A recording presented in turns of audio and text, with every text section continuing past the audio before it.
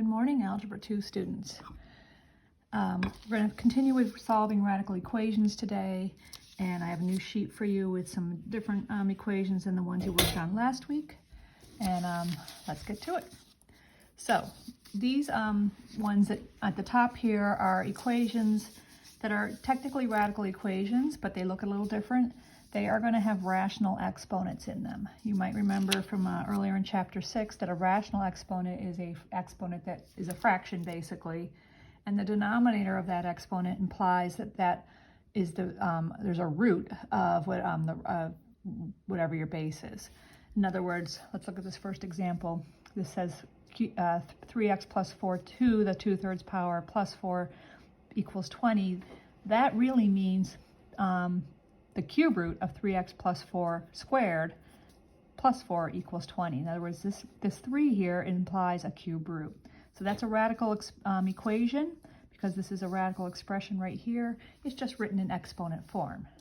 So we're going to do this similar to before, just keep that exponent there. Don't switch it into radical form. You don't need to, you'll see why in a minute. But we're going to isolate the radical. This thing I circled in purple is the radical part of this whole equation. I'm going to subtract 4, and that gets me here.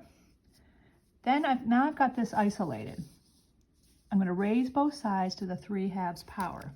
Why 3/2? It's the reciprocal of 2/3. It's the reciprocal of 2/3.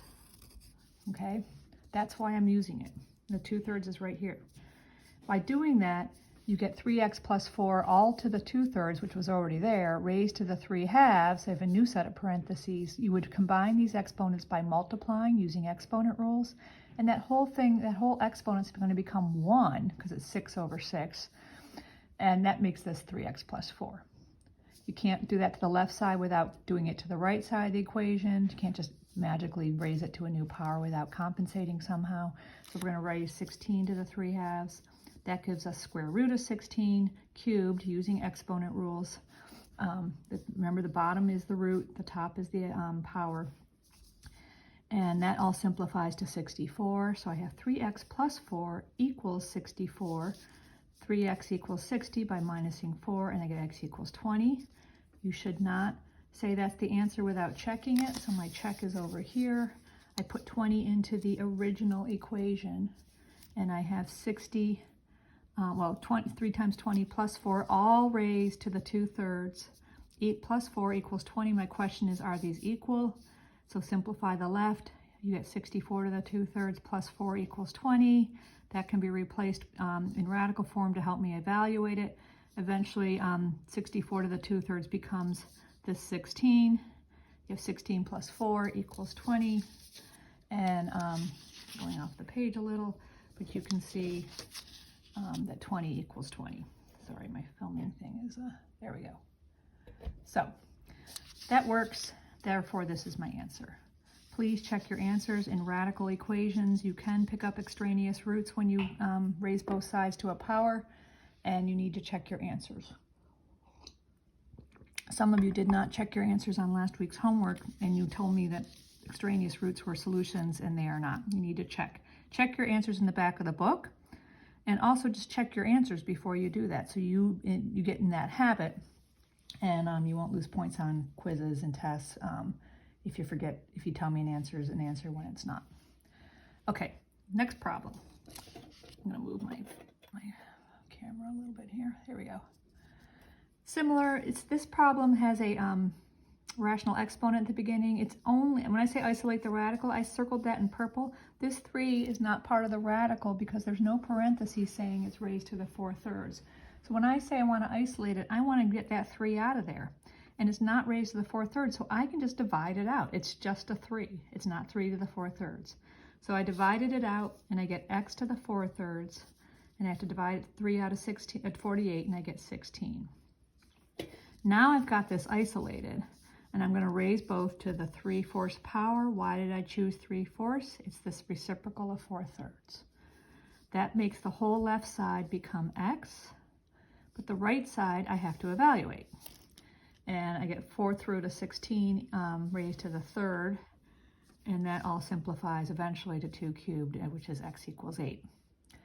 I can't say that's the answer until I check it, so I put 8 in over here into the original equation. Ask myself, are these equal? Evaluate the left, and you do get that they are equal, so this is my solution.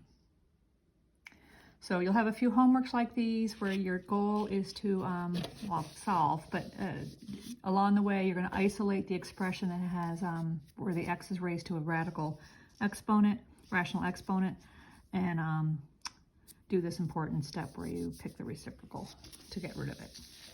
Now this last problem is just a lot of work, but I am going to assign a couple, at least one like this. So sometimes you have an equation with 2 separate radicals in the starting equation. That's fine, but it takes a little more work to get rid of them.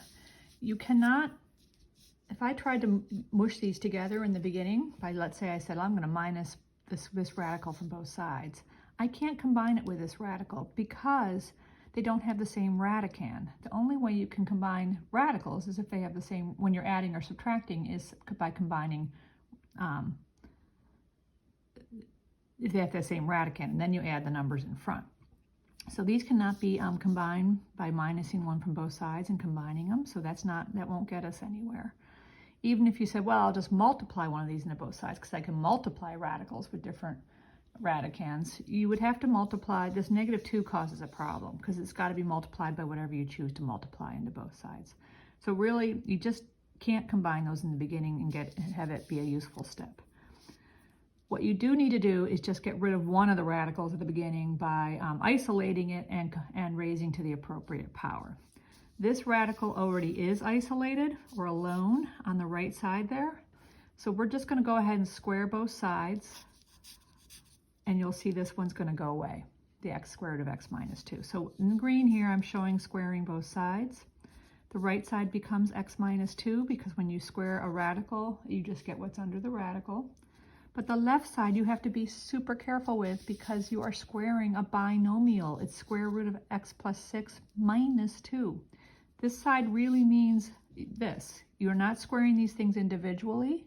You are squaring the whole side, and when you square a binomial, you have to use FOIL. You might not want to because it looks ugly, but that's what you have to use. Otherwise, you won't get the right answer. So here I am using FOIL, all of this. This is my first times my first. You can even label that if you want. This is my first. This is my outer square root of x plus 6 times -2. This is my inner, and this is my last. That's my FOIL. You have to do that if you have something that looks like this. And then simplifying a bit, this x squared of x plus 6 squared is square root of x. It's just x plus 6 because the square root and the squaring undo each other. Minus 4 square root of x, that was these two terms combined because there's -2 of it, -2 of it. Since these radicals are identical, you can combine them, and you combine the coefficients in the front. That's when you can add radicals. They have to have the same radicand. And then this 4 is here. And then these 6 and 4 can be combined, and that's where this 10 came from. And looking at this, there's nothing left I can do. Now I still have a radical equation because this square root of 6 is sitting here. So let's move over here. See the final part. I moved the equation over exactly as it was, and my goal now is to isolate the remaining radical, which I've circled here as square root of x plus 6. So first I minused all these terms that aren't even attached to it from both sides, and I get -4 square root of x plus 6 equals -12. You can see this all adds up to -12. The x's go away. Then I divided this -4 out because I really want this to just be x square root of x plus 6 equals 3. Now I've got my isolated radical. I can then undo the square root by squaring both sides, and that's what I did here, and I get x plus 6 equals 9, and finally x equals 3. Here's my check. I put 3 in the original equation. There's 2 places I need to substitute it, and it equals, you get down to 1 equals 1, so it works, so that's my answer. Your homework is to do these problems, and your email that you received will tell you when to turn them in. Thanks, and I hope that was helpful.